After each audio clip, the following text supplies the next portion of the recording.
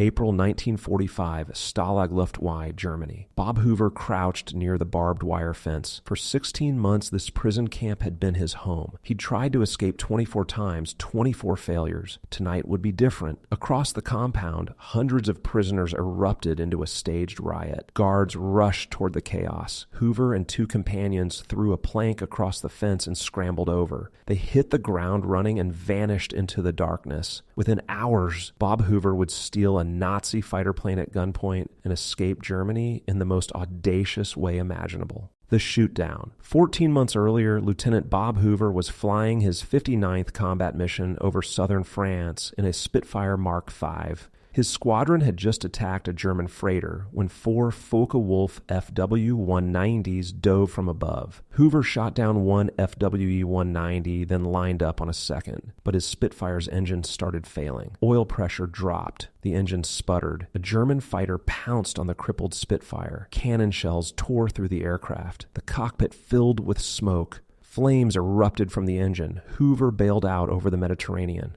After 4 hours in freezing water, a German Navy corvette pulled him from the sea. His war was over, or so it seemed. The prison. The Germans sent Hoover to Stalag Luft Y, a POW camp designed for captured Allied airmen on Germany's northeastern coast. Double barbed wire fences, watchtowers with machine guns, guard dogs prowling for tunnelers. Escape seemed impossible, but Hoover refused to wait for the war to end. He tried everything: tunnels, wire cutting, disguises, every scheme he could think of. Each time, he was caught and thrown into solitary confinement. 24 escape attempts, 24 failures. By April 1945, the guards knew him by reputation. This American pilot was trouble. He would never stop trying. And then Germany started collapsing. Soviet forces closed from the east. American and British forces advanced from the west. Guard numbers at the camp dwindled. Discipline broke down. Hoover saw his chance: the escape. The plan was simple: stage a massive riot to distract the guards, then slip over the fence during the chaos. On the chosen night, prisoners erupted across the compound. Staged fights, shouting, complete chaos. Guards rushed to restore order. For 30 seconds, the fence section where Hoover waited was unwatched. The 3 prisoners threw a plank across the double fence and scrambled over. They ran into the German countryside. No alarms, no shots. After 16 months, Bob Hoover was free. They moved at night, avoiding roads. After several hours, exhausted and starving, they came to a farmhouse. The German woman who lived there opened the door, saw 3 men in Allied uniforms, and without hesitation invited them inside. She gave them real food, their first decent meal in months. When they prepared to leave, she handed Hoover something unexpected: a pistol and ammunition. "This will do you more good than it does me," she said. She also told them about an old airfield several miles away. German planes might still be there. The 3 men stole bicycles and pedaled through darkness toward the airfield. Hoover's mind raced. If there were flyable planes, he might be able to do something no one had ever done: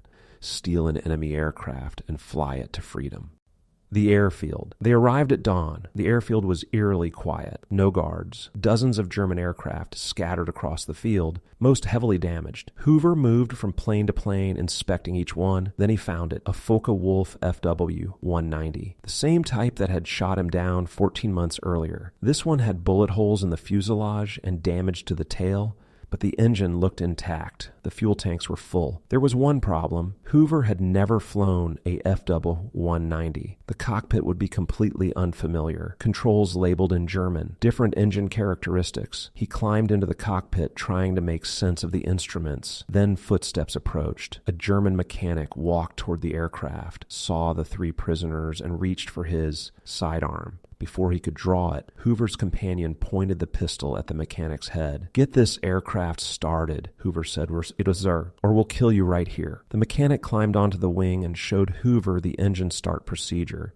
Awa the flight. The FW-190's engine roared to life. Hoover's 2 companions made an announcement: they wouldn't fly. They'd been shot down once and swore they'd never fly again. They'd escape on foot. Hoover was alone. The runway was on the opposite side of the field. If he taxied there, German forces would respond. He'd be shot before taking off. So Hoover made a decision that violated every safety rule. He'd take off from where he sat. He pushed the throttle to maximum. The FW-190 accelerated across grass, bouncing over rough ground. German soldiers ran toward the field. Some opened fire. Hoover pulled back on the stick. The fighter leaped into the air. Awa the flight. The FW-190's engine roared to life. Hoover's two companions made an announcement. They wouldn't fly. They'd been shot down once and swore they'd never fly again. They'd escape on foot. Hoover was alone. The runway was on the opposite side of the field. If he taxied there, German forces would respond. He'd be shot before taking off. So Hoover made a decision that violated every safety rule. He'd take off from where he sat. He pushed the throttle to maximum. The FW-190 accelerated across grass, bouncing over rough ground. German soldiers ran toward the field. Some opened fire. Hoover pulled back on the stick. The fighter leaped into the air, flying the enemy. At 2,000 feet heading west, Hoover assessed his situation. He was flying an unfamiliar German aircraft with controls in German.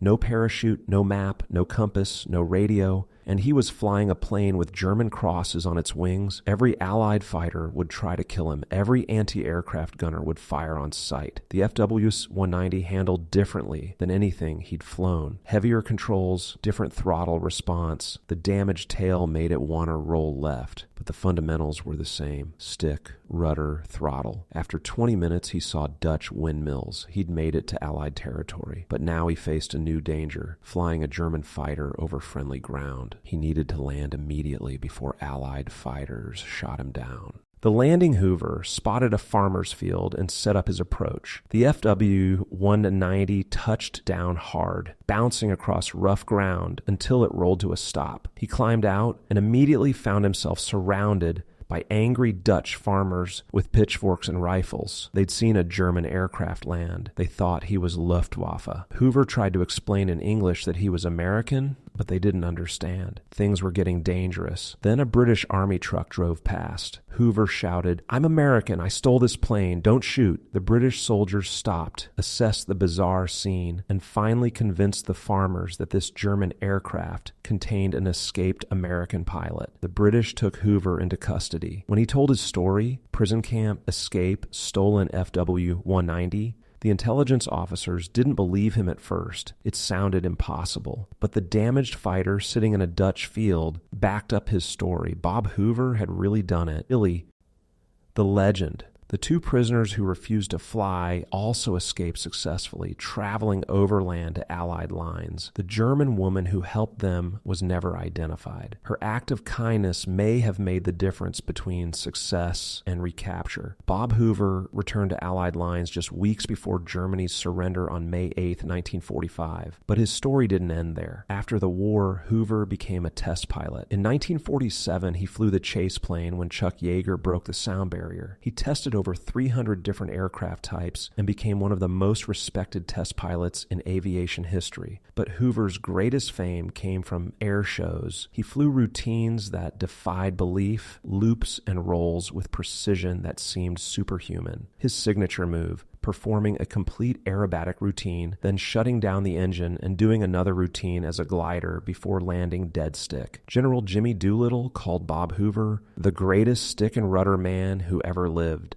Hoover continued flying air shows into his 70s. In later interviews, Hoover was modest about his escape. The guards had mostly deserted. The war was ending. We just walked away. But that modesty understates the courage it took. He could have been shot during the breakout. The FW-190 could have crashed. Allied fighters could have shot him down. Any of 100 things could have gone wrong. Bob Hoover's escape remains one of World War II's most audacious prison breaks. Not because it involved the most elaborate planning, but because of its sheer boldness, stealing an enemy fighter and flying it to freedom. 24 failed escape attempts, 16 months of captivity. But Bob Hoover never gave up, and when the opportunity finally came, he was ready to seize it. He stole a Nazi plane, flew it to freedom, and lived to become one of the greatest pilots who ever lived.